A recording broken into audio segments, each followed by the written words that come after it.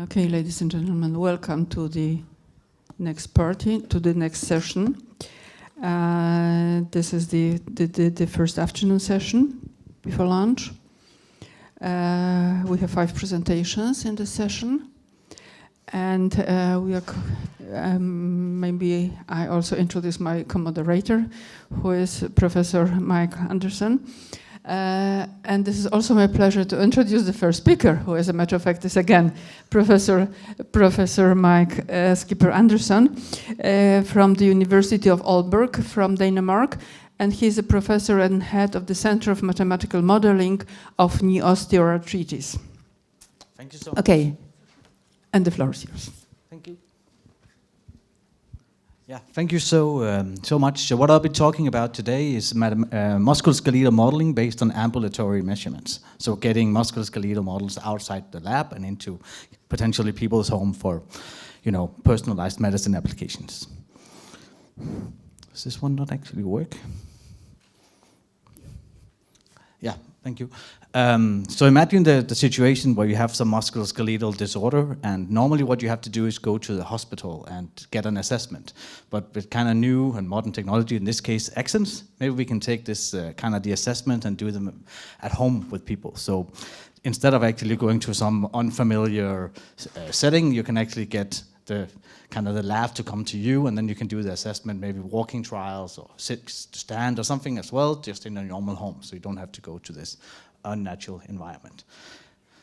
And in this particular case, one of the technologies that might enable this is kind of inertial-based motion capture, which is based on the use of 3D accelerometers, 3D gyroscopes, and magnetometers, and maybe in some potential GPS, but maybe not at home, but maybe if you want to do something in your garden. The typical way, and this is the Accent setup, is that you then place the sensors all over your body in this way, and then you use kind of a underlying model to then estimate what is the kinematics that this person is actually doing at home. However, for a measurement like this and for something like this, you can only get kinematics. So you can measure joint angles, you can measure kind of translations of some body segments relative to each other, but you actually don't get any information about kinetics. And which is really important for some of the kind of diseases that you might want to infer something about. So this could be gait mechanics for osteoarthritis or osteoporosis, where we need to know something about the loads themselves. So there's no direct information about kinetics. So what we've been doing is trying to connect 2 worlds. So on the other side, we can do musculoskeletal models, which is the idea of having a model that you have here with bones and joints and so forth, and then information about the movement and also potentially the external forces. I'll show you how we can do without the external forces, so we can actually estimate all the internal stuff without them. And then we should be able to estimate what are the loads on muscles, joints, bones, ligaments that we can use for many applications in this case. So the aim actually of what I want to talk about today is how can we do this? So how can we actually do musculoskeletal model based on only inertial-based motion capture and actually do full inverse dynamic analysis without actually having force plates? So the idea and the typical way, and what I will show is done in the Anybody modeling system, which is come from the group that I am from, is the typical idea is that you have motion data that you have collected, typically with markers, but that could be inertial motion capture as well. So that gives you kinematics, and then you typically need forces as well, for instance, coming from force platforms. This is not very practical if you want to actually do it in people's homes, that you have to bring force plates. This is the typical way that you would do it. And then you estimate joint moments, muscle forces, joint reaction forces, and so on. We've actually spent a lot of effort to change the need for kind of having forces as input, but actually estimating the external forces as well. I'll show you later how we can do that. So actually using the full dynamics of the model like this and inertial properties, gravity and so on to actually estimate what must the external forces actually be on this particular body for a given movement, so that we can actually estimate that as well. And then of course, take this away, so we have inertial motion capture coming as input, actually estimating the whole thing, including the ground reaction forces. Because then we should be able to do this at home.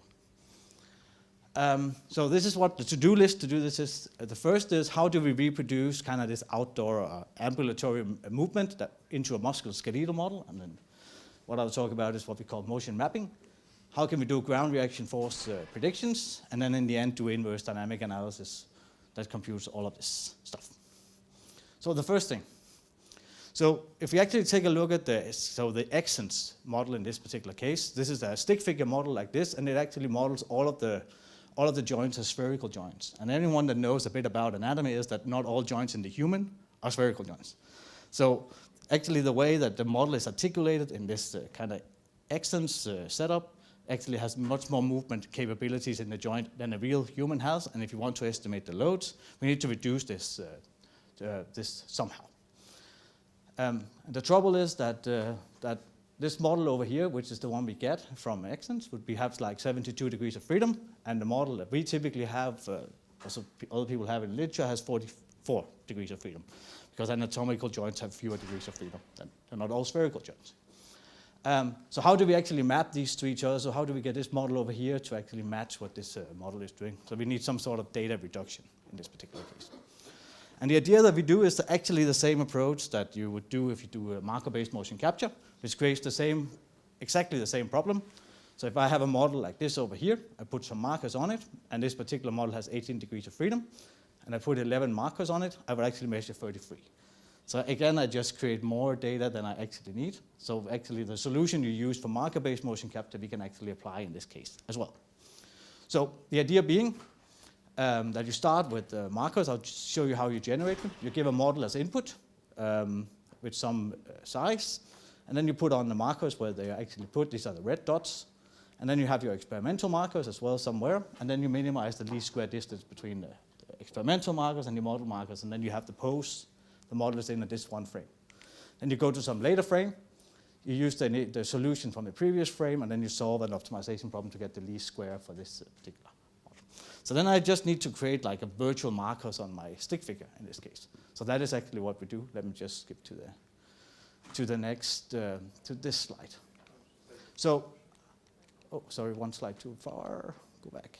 Here we go, this one.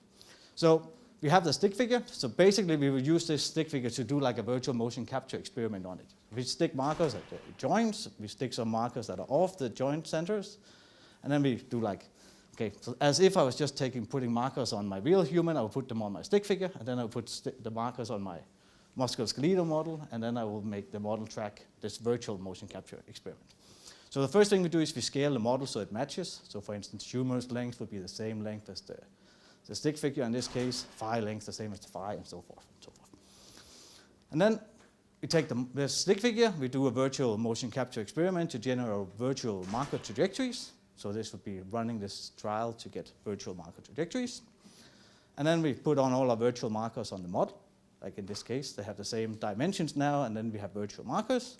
And then if we run that, we actually get something like this. So now this model over here is kind of reproducing the kinematics that we have from the stick figure, even though they're not, kinematically fully compatible with each other in this case. But we get something that is as close as possible to what the stick figure was doing in the first place. So we can reproduce kind of the kinematics that we actually observed at home. Of course, we still don't know what are the external forces, and of course we need those if we want to do full inverse dynamics. So the next step, how can we do this? So anyone that has basic physics has seen this, a model of some box or whatever mass that is sitting on the floor that is exposed to Coulomb friction. And that's of course the same when I'm interacting with the ground. I will have my foot in contact with the ground, and if I don't have slipping, which I typically don't have doing normal gait analysis, basically the external forces is determined by some Coulomb friction law with the ground. So this is actually what we're going to be modeling it as. So there will be a normal force and there will be a friction force. And then of course it depends on if the foot is in contact with the ground, and when it is in contact with the ground, I need to compute what is then the friction forces and the normal forces on the feet in this case. And there are of course some conditions that the normal force is always positive, and the friction force is always smaller than the friction coefficient times the normal force, which is standard Coulomb friction in this case.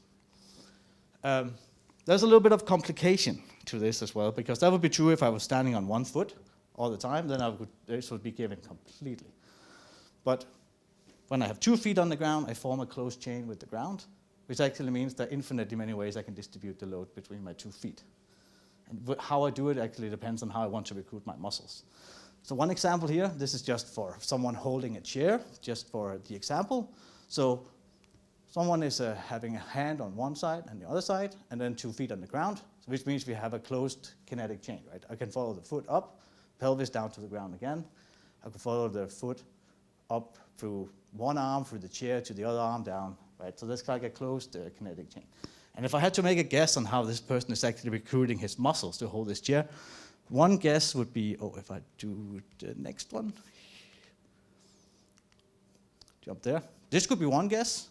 So he could be doing this, which is probably reasonable. So he could be holding and distributing the force on his hand to go equally much on one hand, on the other hand, and equally on both feet.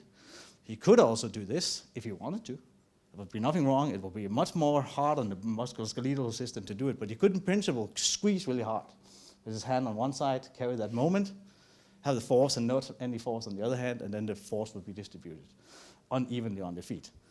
This is mechanically something he would choose to do. What one could think is that he probably chooses this one if it minimizes the load on the body. Because this is really hard to do, so we probably don't do that. But we could be doing this because it's less exhaustive on that. And that's actually what we use in the musculoskeletal models already to distribute how the muscle forces are, that we are kind of minimizing load on the body. Maybe we're doing the same when we have double contact. So maybe we're actually distributing the load so that we have minimized the load on our body, because we can do that. Jump to the next slide. So this is just to show what we do. So this is actually an optimization problem that you solve. We don't have to go into detail. But the idea being that we are somehow minimizing the muscle force subject to the dynamic equilibrium, and the muscles can only pull, they cannot push. And then there's a whole discussion in the literature on how we do this. So are we actually minimizing the maximum muscle force? Are we distributing kind of minimizing the polynomial about this? There are different kind of ideas on how to do that. The idea being that it's somehow an optimization problem on muscle force. So let's stick the ground reaction forces into that optimization problem as well and see what we get. So this is how we formulated it. So you have a normal force, and then we actually also have shear forces, so all 4 directions of the shear, positive, negative, negative in this way. And if you sum them all up, you'll find that the normal force is equal to the sum of these 5, and if the friction force is the friction coefficient times the other 4 in this case, and this will satisfy the kind of Coulomb friction law in this particular case. If you stick that one in, then we need another thing is that the foot can only come into contact when they're kind of stationary, right? So the node should be close to the ground, so I cannot generate contact force unless I'm actually on the ground. And I also want the node to kind of be stationary because I'm kind of looking at kind of static friction in this particular case. And then depending on this is actually where all these small nodes are. If they are there, we'll compute the ones that minimizes the load on the musculoskeletal load. So exploit the fact that we have external forces in this case. If we do that, we actually get something that I think looks very reasonable. One thing that you would get is, of course, if I just have no contact, and then all of a sudden contact, I'll kind of get discontinuities because I'm touching the ground all of a sudden, right? So what we do is we try to kind of slowly build it in so that the contact is like a little bit smoothed out over some small time period to make the graph not look too jerky in this case. So what would we get? So this is actually what we did on, just to show you some results. So this is on 11 healthy subjects. They were asked to walk at a self-selected pace. And we did 3 different situations. The orange is the one where we used Exens data, so like something out of the lab, inertial based, and predicted the ground reaction forces. The blue is where we did optical marker based, which is kind of the gold standard. It is a silver standard in this case. We predict the ground reaction forces with that setup. And the black ones is where we actually have the optical marker system with measured ground reaction forces, which would be what you actually normally do. So if you start with the vertical force, and I think one thing I think is quite remarkable is that the black and the blue, which is the one where you do optical motion capture, is really close, right? So predicting with the ground reaction forces in a normal gate lab is not actually that hard. So this is on the vertical force. This is on the anterior-posterior ground reaction force, and then the medial lateral. Medial lateral is a very small force component, so that one is, of course, much harder to predict. But actually also getting out of the lab, this is actually also pretty close on that. If you take a look at what should I take, so this is the proximal distal knee contact force. So in this case, again, there's a little bit of over-prediction outside of the lab with the inertial motion capture, but it's capturing overall the trends of these subjects. So I actually think we can get pretty close to doing this outside the lab as well. We've done this on many different situations. So if someone wants to look at it, we've done it for gait and some sprinting trials and all kinds of other situations as well, lifting and something out of the lab as well. If someone is interested in doing that, reach out. That's all I wanted to say, so thank you very much for your attention.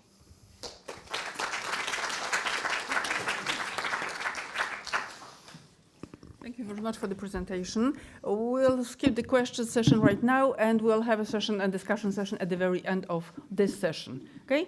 So we're just going to move to the next presentations. And now we'll have two presentations on the topic of speech therapy, speech diagnosis and therapy. And we have two presentations. One will be given by the speech therapist, and the other one will be given by the computer-aided expert in designing the systems. The first one is Dr. Natalia Moćko, who is, as I've mentioned, a speech therapist who specializes in the neuro and pseudo-speech language pathology. And the presentation will be, the title of the presentation is Modern Speech Therapy and Diagnosis, Challenges and Needs. Natalia.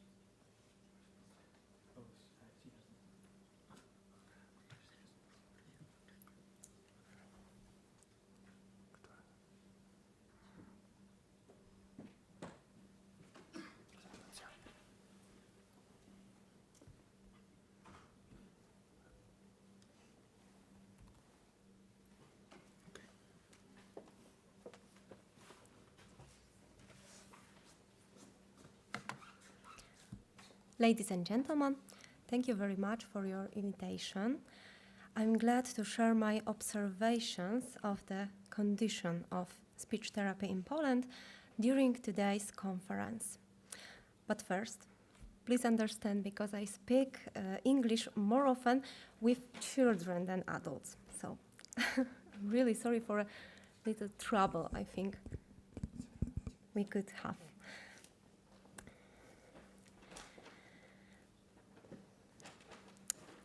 I want to talk something about my work. Daily I conduct diagnostic and therapeutic activities with patients of various ages. I specialize in this therapy related to the patient's neurological and auditory functioning. In addition, I work scientifically as a lecturer and researcher at the University of Silesia in Katowice, and I cooperate in research with the Faculty of Biomedical Engineering of the Silesian University of Technology. Something about speech therapy and speech therapy at first years and now, because it's a huge performance I can see. Speech therapy and its perception, both in the operational and scientific aspects, have been changing since the beginnings of work on speech and communication disorders were observed in Poland. You can see that the problem is huge. We have many problems with disorders, especially among children. Initially, speech therapy was associated with two environments, education and healthcare. In the former, the speech therapist's tasks included eliminating speech defects. in preschool and school-age children. In the health service, it was necessary to assist stroke patients, for example, stroke patients, and perform exercises with them to improve communication skills. But it is worth adding that one of the most common pronunciation disorders in Poland is dyslalia, which means incorrect production of Polish sound, many sounds, especially zzz, sh, and r. However, a speech therapist deals with much younger children. I work with newborns, for example, to prevent speech defects in the future. Now you can see many specializations because within speech therapy sciences there are many specializations, but only in Poland, so that's why I need to talk something about it. Examples include neurologopedia, surdologopedia, work with patients who have problem with physiological hearing or active hearing, especially with APD. I will talk more about it. Early speech therapy intervention, which means work with newborns, balbutologopedia, work with a person who stutters, artistic speech therapy, media speech therapy, and even such as oncologist speech therapy, for example, after tongue transplantation. Or gerontologopedia, work with older people. In recent decades, speech therapists have increasingly become members of multidisciplinary teams. Our knowledge is valued by medical, rehabilitation, and media environments. Cooperation with specialists results in increasing the rank of the speech therapist, and his role is in working with the patient.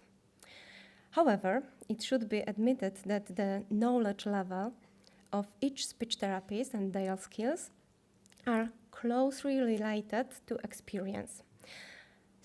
Studying to structure and function of the speech organs and connecting findings to visible issues takes really many years of practice. But some about history. Since the 1990s, speech therapy software has been known to be helpful in speech therapy, diagnosis, and therapy. However, their role is limited to facilitating data, archiving or collecting materials for the therapist, for example, worksheets. And it is not what we want and need now. That's why the most critical needs of modern speech therapy, in my opinion, include objectification and computer support of the diagnosis and therapy process. Next, work in multidisciplinary teams, faster exchange of experiences thanks to IT systems. And what is really neat, personalized tools for diagnosis and therapy. I work with patients and I cooperate with the Faculty of Biomedical Engineering. It's in this center. It shows me that devices, measuring tools, and intelligent solutions do not threaten a speech therapist. They are not trying to deprive the competencies of speech therapists. However, they can contribute to the objectification of some activities. Moreover, they can be used to personalize the therapist process, a critical need to our work. The following slides will present examples of jointly implemented projects. First, I said that dyslalia is a huge problem in Poland. So, the speech therapy scanner is a device developed by a team of engineers, this team, that enables recording a spatial acoustic signal and a stereo vision image of the articulators of preschool children.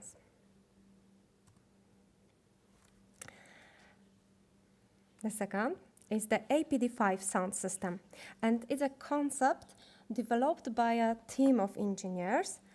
It is dedicated to personalized therapy for children and adults with auditory processing disorders.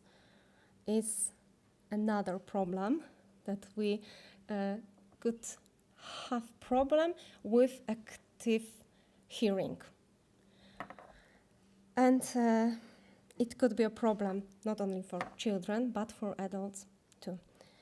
The system is designed to simulate various acoustic environments for patients during the therapy.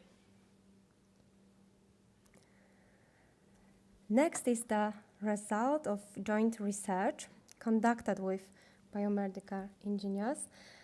It is a web-based risk assessment questionnaire that enables early detection of children at risk of APD, auditory processing disorders. You can scan the code, but it's only in Polish. Sorry.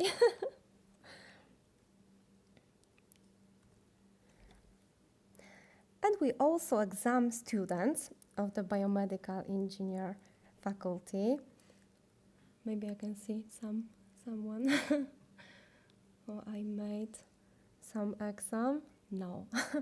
Okay, so I can tell you more about it.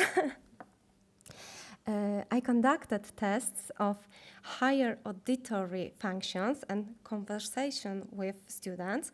The results allowed us to determine how to convey knowledge during lectures and laboratory to students so they would remember more of it.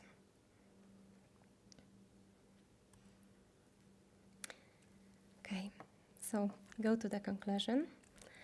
Modern speech therapy wants to respond to the needs of each patient and offer him modern solution.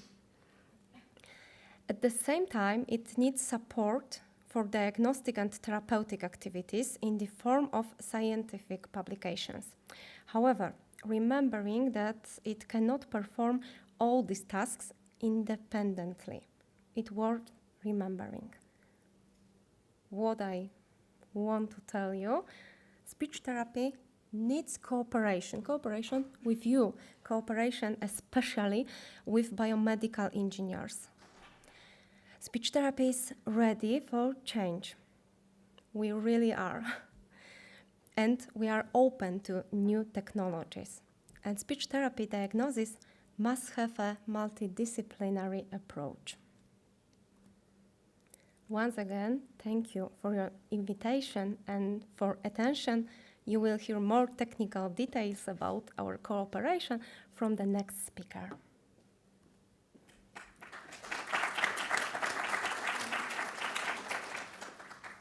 Okay, thank you very much. Thank you for the presentation.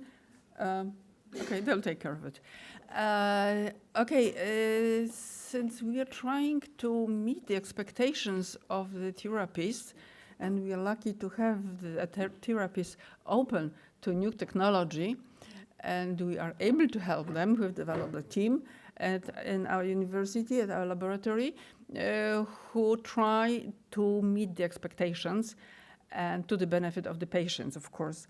And that's why the second presentation is the presentation given by a specialist in the computer-assisted diagnosis to be able to assist the therapist in their job and in their efforts. And the title of the presentation is Computing and Engineering as Support for Personalized Speech Diagnosis and Therapies, will be given by Dr. Zuzanna Mirańska.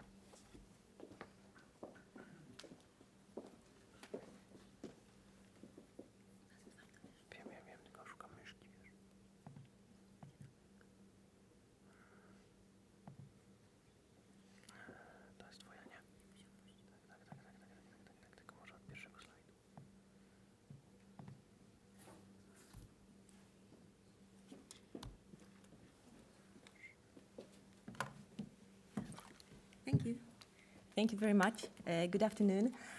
Well, it's my great pleasure to talk to you today about a topic that is, in the very core of our work here, and is very close to my interests. And it is how computer engineering can support personalized speech diagnosis and therapy.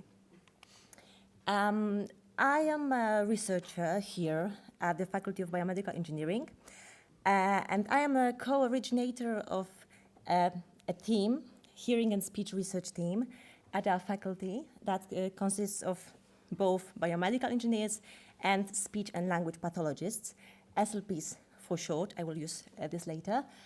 And our aim is to support, to aid speech and language pathologists with accessible computerized tools to support their work.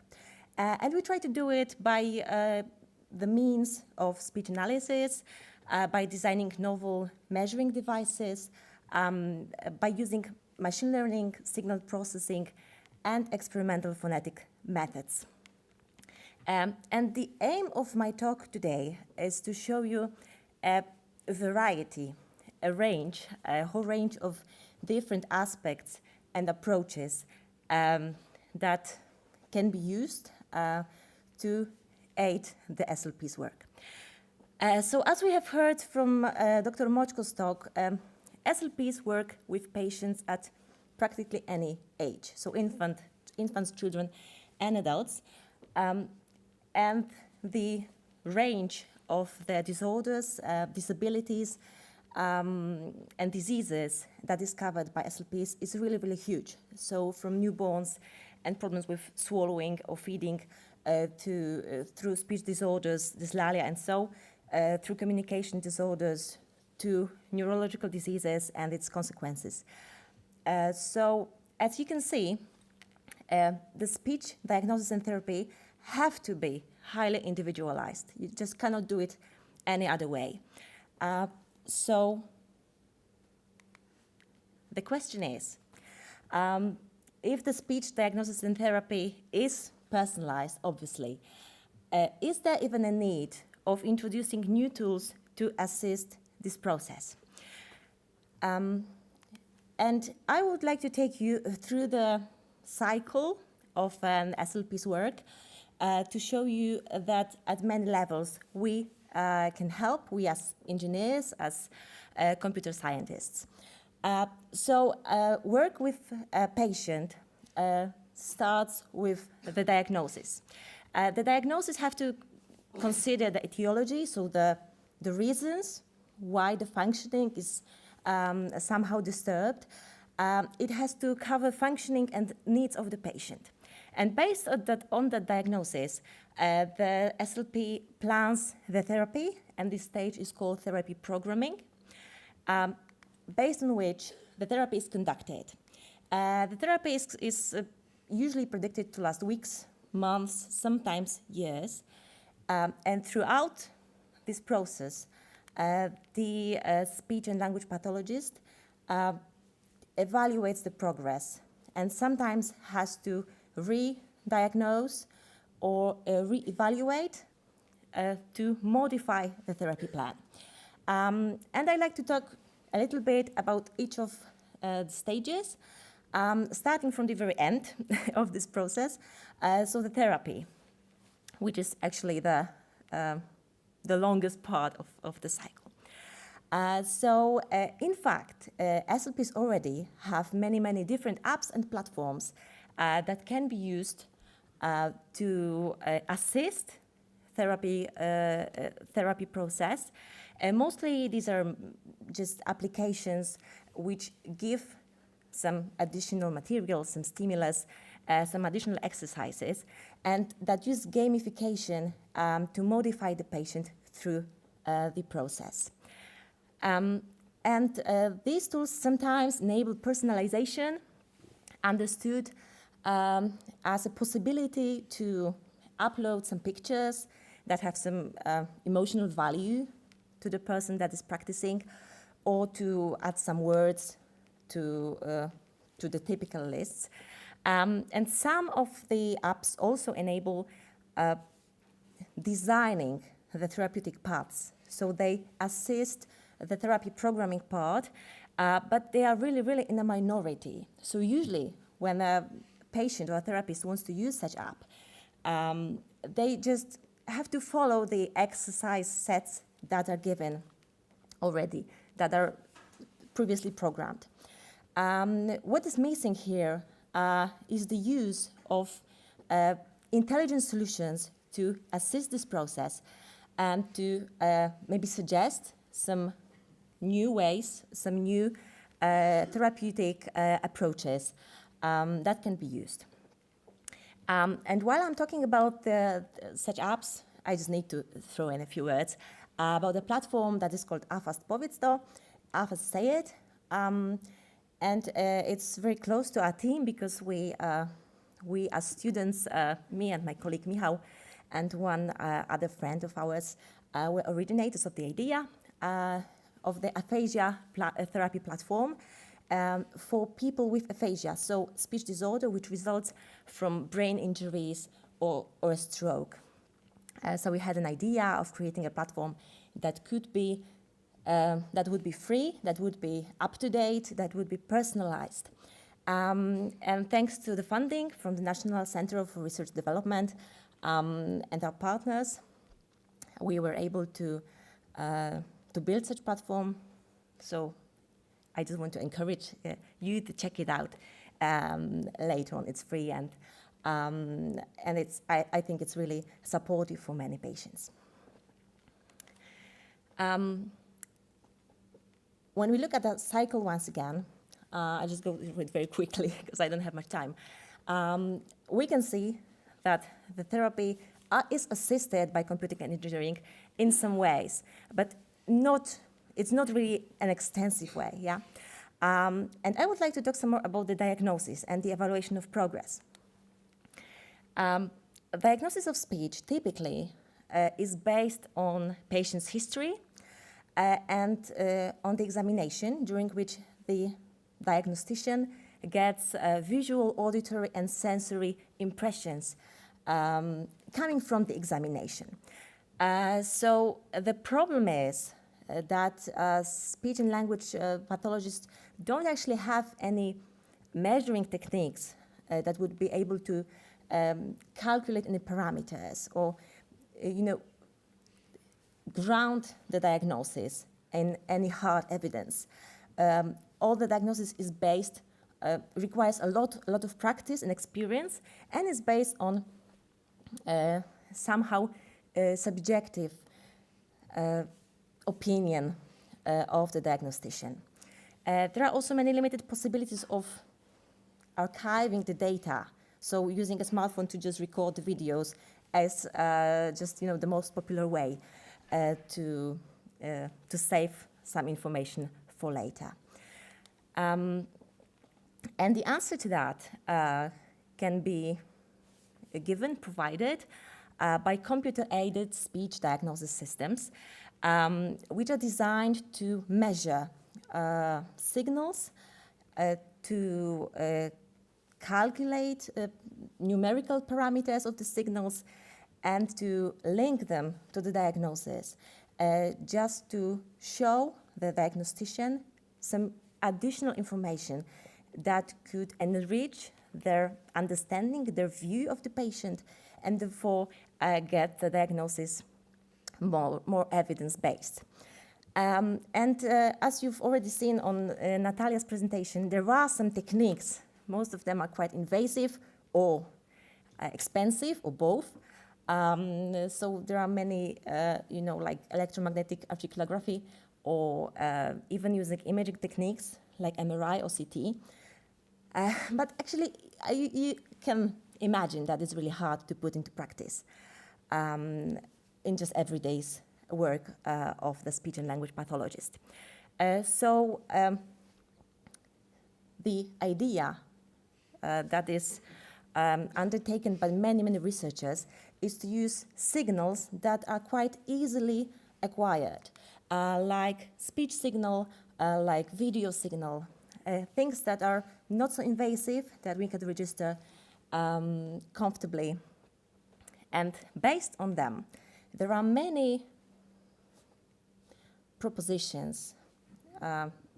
Much research is done in this topic in many academic environments. And this method, for example, propose algorithms to detect signs of Parkinson's or autism spectrum disorder, or speech disorders, or stuttering maybe. But mostly, these are still methods that are in the labs and are quite far away from getting into real life. And we are, one of those teams. So I'd like to show you something about what we do in cooperation with Dr. Moczko and other SLPs. We as a team are working on computer-aided diagnosis of stigmatism. And this is one example of speech sound disorders of dyslalia that concerns sibilant sounds, so yeah, you can imagine that the problems with articulation of these sounds is quite common, mostly in preschool children.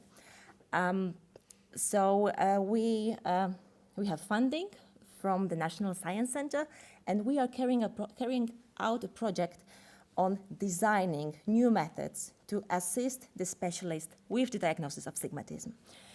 We have created 3 generations of the acquisition device, of the registration device that you can see here. We have used it to record a database of over 200 children in preschools and in one primary school in the area. And we are working on the algorithms that could, based on the data, on the microphones and on an image from 2 stereoscopic cameras, that algorithms that could predict, that could detect speech abnormalities, and that could show the therapist some details that could have been missed or could have gone unnoticed. Because the thing that we can do for SLPs is to provide them with more data that is relevant to the diagnosis, and the data that can be repeatedly measured in the future to track the progress. So you can see these are just some of our prototypes. What all this have to do with personalization of diagnosis? Well, the thing is that often the information about the patient is, it's just fragmentary. Depending on the specialist and on the experience, some details may have not been noticed. Maybe some coexisting phenomena can be missed. And by using the data, the multimodal data, we can provide the specialist with a model of a patient. Such models can then be used for tracking, for observing things that were hard to get during the examination, but such models can also be parameterized to show the progress, to show different aspects of the pathology. So going briefly to the summary, well, as you can see, there are many needs and there are many possibilities. And there are possibilities that lie both in the diagnosis area and in the treatment area. If we can provide the therapist with measuring devices that are reliable, with some methods that would extend their view of the patient, like the modeling techniques, like some intelligent assistance while doing the surveys or doing the questionnaires, that would really put a new additional quality into the diagnostic process. And as for the therapy, right now, as you could see, there are many apps that can be used during therapy, but actually these apps are, oddly away from the AI that we have today, because all the methods are just, very linear.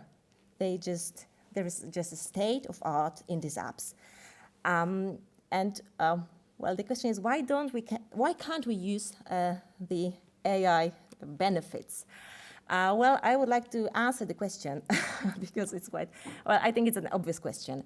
But the answer to that, for example, why don't we have such solutions yet? Well, speech and language diagnosis and therapy, well, it was not a very best market up till now. Well, it was not much funding, and it was not very easy, for example, to collect the data that would describe the populations that we talk about. Because, it's easy to collect data about adults with normative speech and then create an automatic speech recognizer, for example. We all know that their work is just excellent now, but it's really, really hard to get a data set of disordered speech, for example, or child speech. So it's really, really much to do. And this is why most of these things, they do exist in the labs, but they just not ready for the real life. So getting back to the question that I posed at the very beginning of the speech. Well, is there anything that engineering can do to support personalized speech diagnosis and therapy? Well, I posed the question, and the answer is, well, obviously. Still, to get all these things into life, it will just need many hands and many minds, and much, much work to do. It is still to do. Well, but I think it's surely worth doing. Thank you very much.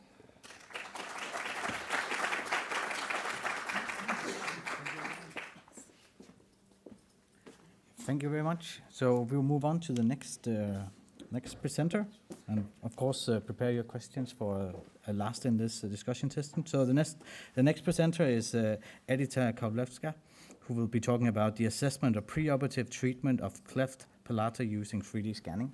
So, the floor is yours.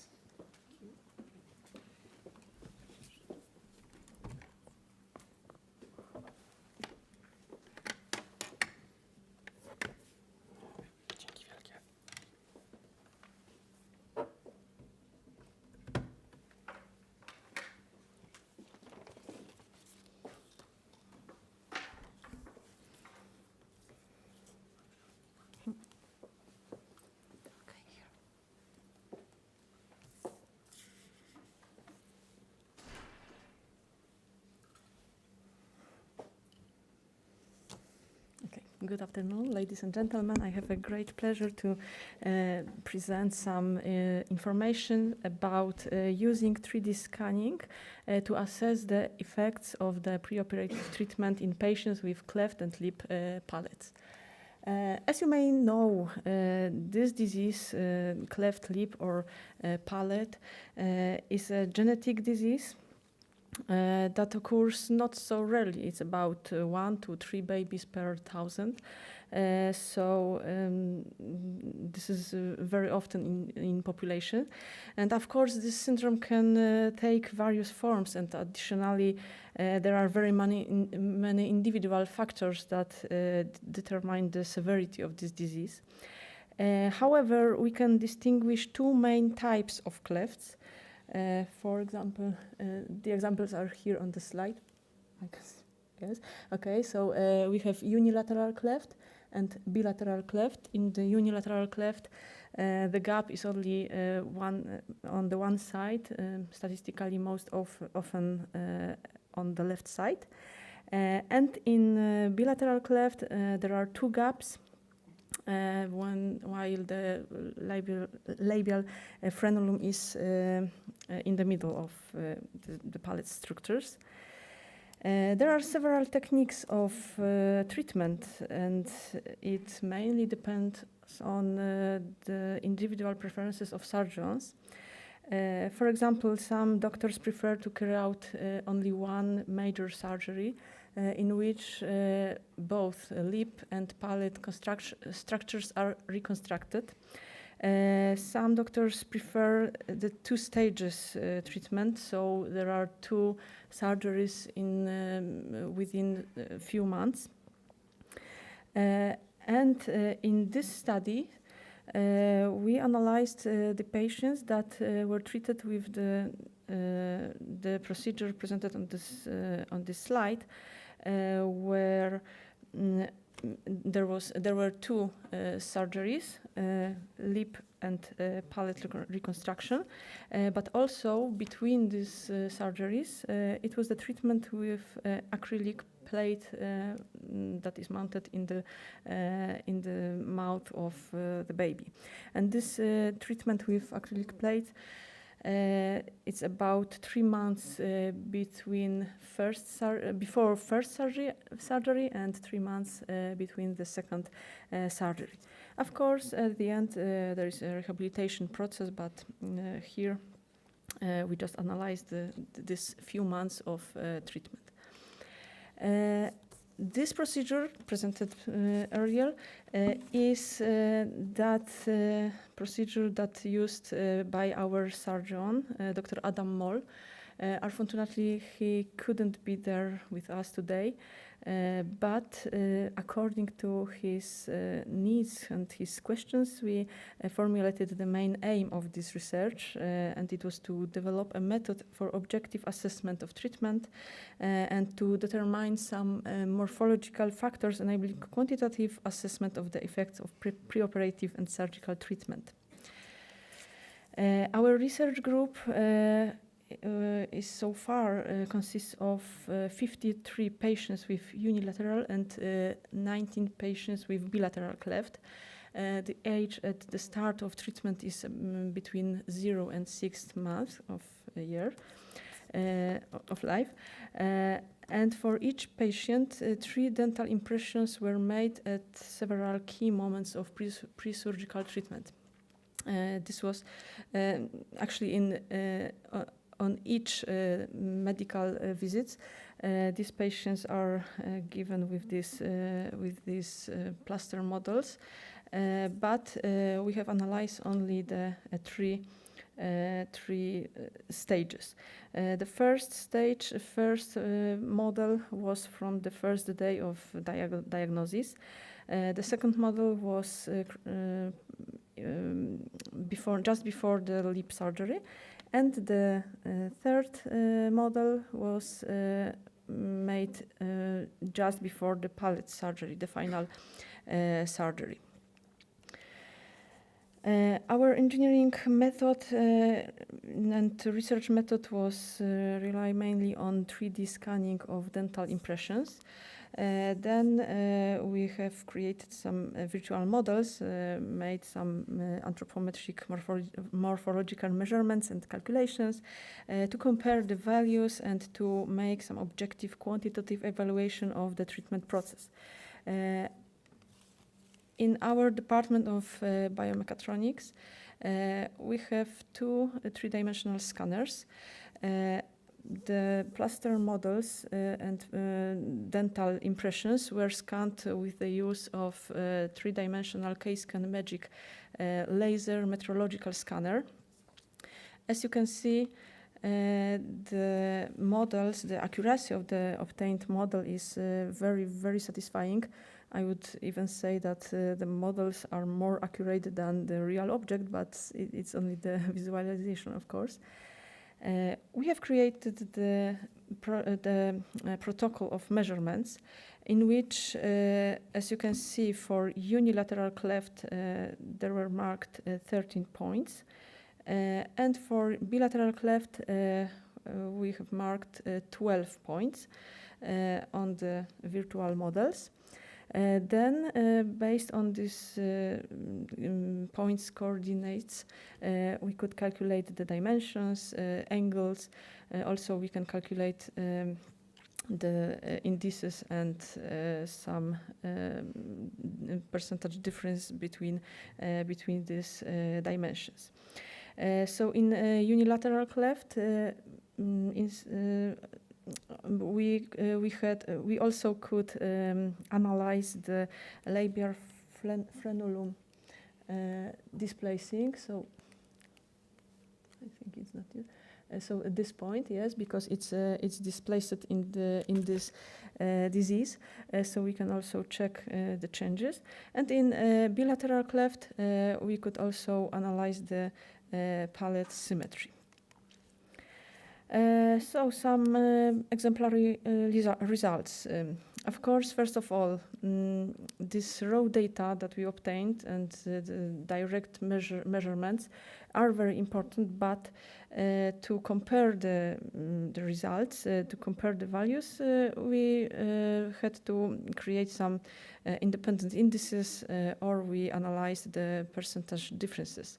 As you can see in unilateral cleft, we can observe that between the stages of treatment, there is a big reduction of some dimensions. That is a good results, good effect of the treatment with the use of the acrylic plate. As I said before, we also observe the frenulum angle that is decreasing during the treatment. For bilateral cleft, we can observe the reducing of cleft gaps, but if we analyze the percentage differences, we can see that it's not so high like in the unilateral cleft. Also, in the bilateral cleft, we can check the symmetry. So we introduced some indices. The middle index of symmetry and upper index of symmetry is, of course, exemplary only. Of course, this is the relations between left and right sides. So the value should be about 1, and we can see in each stages that it's about 1. It's increased to 1, so it's also a good effect. So to sum up, we can state some preliminary conclusions because our researchers are still pending. So objectively, we can say that using of this palette acrylic plates during the preoperative treatment gives significant results in reduction of cleft gaps. And we can see it directly, and now we can, this is the objective evidence of this. Thanks to this reduction before operation, the final surgical procedure is shorter, so the anesthesia is also shorter, so the surgery is safer for our little patient. And from subjective points of view, we can tell that the use of plates during the treatment make easier the child's food intake. Because this is a huge problem if we know that there are newborns or infants. Also, reduction of invasiveness of the surgery and number of complications also reduce the possibility and the risk of the scars, the big scars, which is also important for achieving a good aesthetic effects. In continuation of our researches, we are, I don't know if I said it out loud yet, but our research group is still increasing, and as soon as we collect an appropriate database, we will conduct maybe some advanced statistical analysis. Based on this analysis, we will try to define maybe some guidelines for the diagnostics, maybe some guidelines, some tips for surgeons, how to make the operation more effectively. Also, we want to use our second three-dimensional scanner that we have in the Department of Biomechatronics and we would like to scan the children's faces during the treatment, before the treatment, during this crucial stages, and after the treatment with the rehabilitation, because as we know, this aesthetic effect is also very important because it's a child's face. And we would like to also make some quantitative evaluation of this effect. Thank you very much.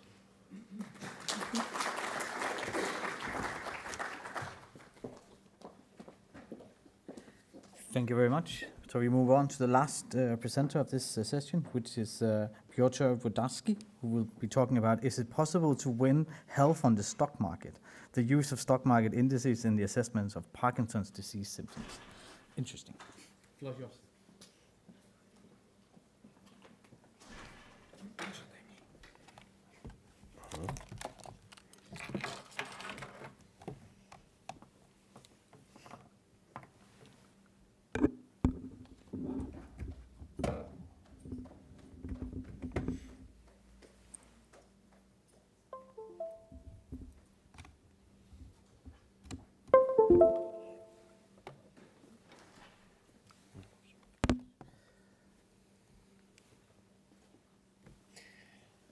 Good afternoon, everyone. Ladies and gentlemen, today I would like to focus your attention on diagnosis of people with neurological problems. I said a simple question, is it possible to win a health on the stock market?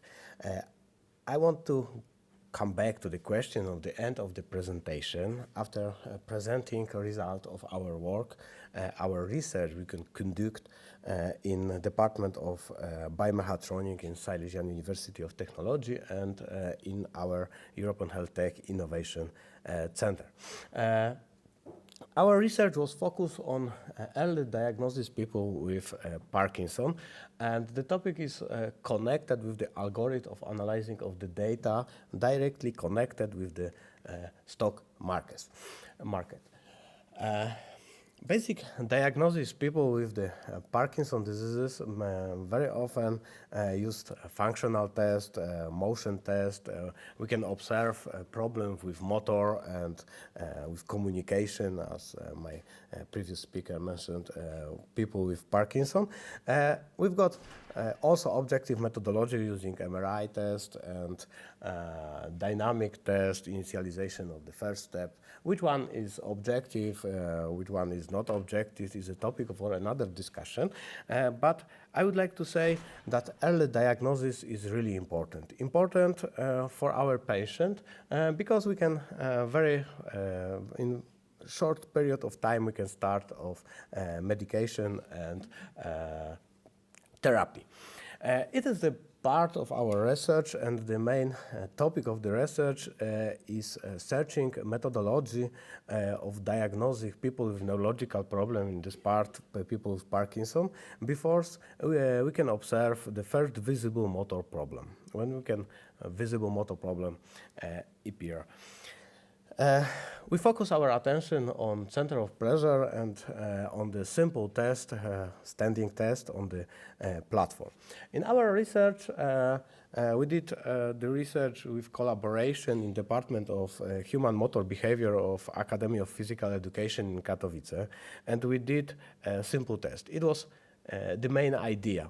Simple test, very fast, very popular, using traditional standing platform. You can observe it, and very fast diagnosis of the people using special analyzing methodology of the data.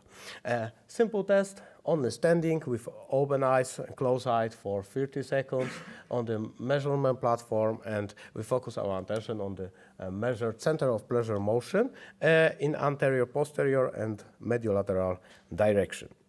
During the test, in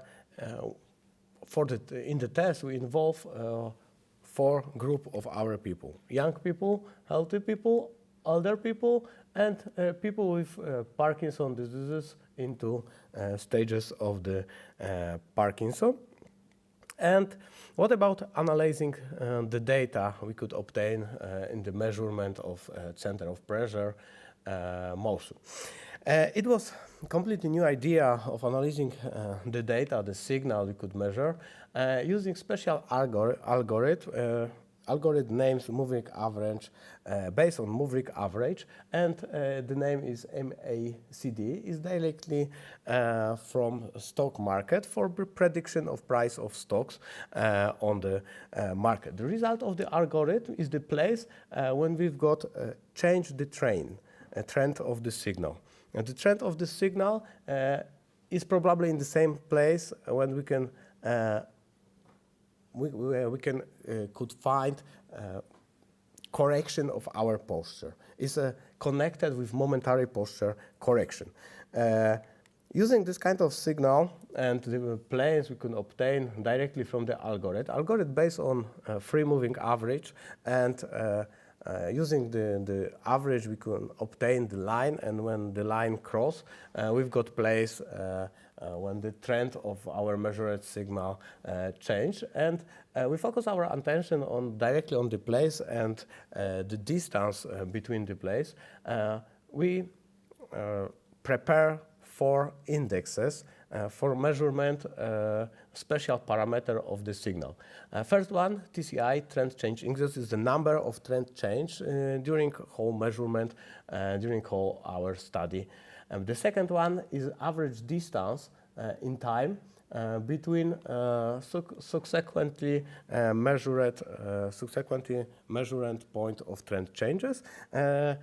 This is called TCI-DT, and TCI-DS is connected with changing the distance between first and following place when we can find the trend change. We've got here also index connected with the velocity. When we've got the distance, when we've got the time, we can divide the distance by the time, and we can obtain the last value. This is a simple graphical interpretation of the average value of the parameter. MACD is connected with TCI-DS. I'm very sorry, it's TCI-DT. TCI-DT is average value of the parameters. The algorithm in detail was described in our publication, and you can find more information how it was calculated. But I should say that for comparing the result of the algorithm and of the data, we used statistical analysis, and we used statistical test because using this kind of methodology, very often we've got the normal distribution, especially for TCI parameters and TCI-DT, and normal distribution and very strong test with big effect of size of the test, and maybe is a good idea for calculation for using these parameters. What about the result?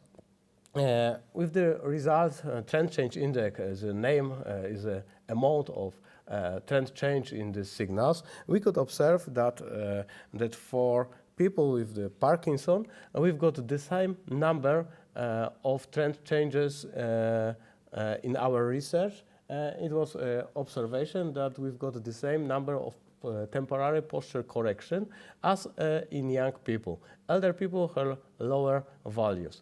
Here in red is marked test with open eyes, and blue test with closed eyes in the calculation. The second stage result of the research was observation connected with velocity.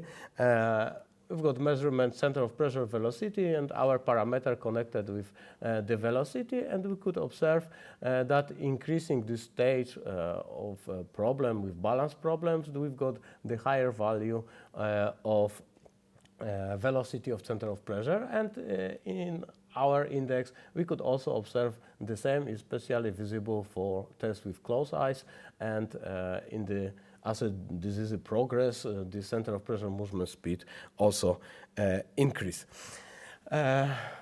According to time between subsequent trend changes place, is the average value of the time, TCI-DT parameters. We've got is also connected with number of trend change in the same period of the time, and we've got also a different value for older people, and the same level of the value for younger people. And using the parameter, it was possible to detect neurological problem associated, for example, with Parkinson's diseases. But when we try to focus our attention on the distance between subsequently detected point, we could observe that increasing value, especially for closed eyes, and using these parameters, we were able to differentiate the stage of Parkinson's diseases. It was our first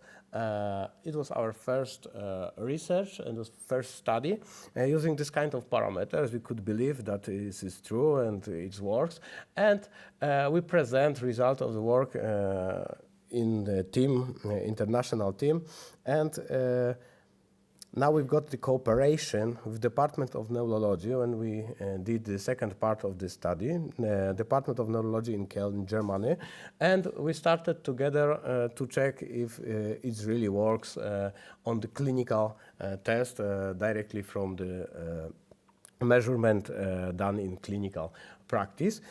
In this research, it was our next stage of the research. We did a simple test, 3 tests for each person for 10 seconds, standing with 3 positions. You can observe, and we wanted to measure not center of pressure, but acceleration signal in from the sensor located in the pelvis, sternum, and head using Noraxon systems. The comparison, the result was completely similar. We could also, using our trend change index parameter, calculated in this time directly from acceleration signal. Also, using the parameters, we could point the place when we've got people with Parkinson without medication, because we've got here 4 groups of the people, older people, young, and 2 groups of Parkinson people. On Parkinson people, it means that with medication in the state after drugs and people off, it is without therapy, without medication and drugs. It is using this kind of parameters, we could detect when something was wrong. We could detect the problem neurological. Why searching the groups of Parkinson off is important, because in this stage people very often come for diagnosis for the doctors. We wanted to compare the parameter TCIDS and TCIDT in the special prepared plane using circles. The center point of the circle is the average value of the parameters, but radius is connected with standard deviation. And using this kind of presentation of data, I observe that for young people we've got a very low value of TCIDS and TCIDT is a low value, and when we are older, the value of all of the parameter increase. But when the first symptom of the Parkinson occur, we can observe decreasing, very fast decreasing value of the TCIDT parameters. And using this kind of methodology, we could observe, we could get the more information directly from the center of pressure signal, from simple signals, and our observation is that we can detect the Parkinson problems, we can detect Parkinson diseases using TCIDT, but I hope that using TCIDTs maybe in the future we'll be able to assess the level of the disability of the Parkinson diseases. And this is interdisciplinary analysis and shed new light on the problem of Parkinson's diseases, but it's a new life of using classical stabilographic test you can find in in therapy centers, and new methodology of analyzing the data, and we can obtain more information.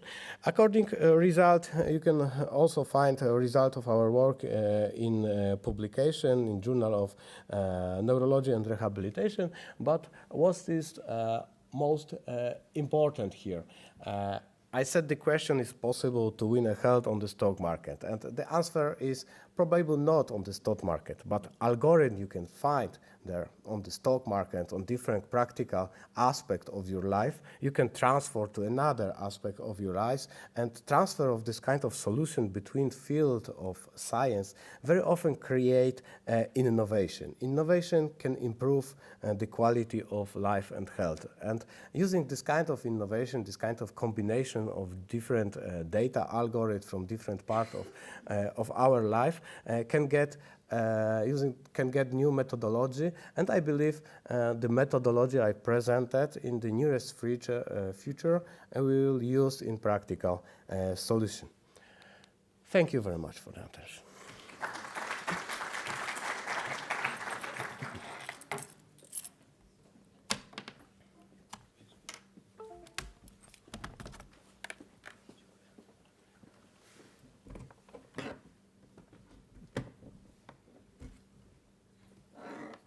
Thank you very much.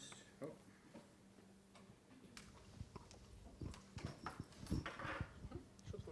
Now it should work.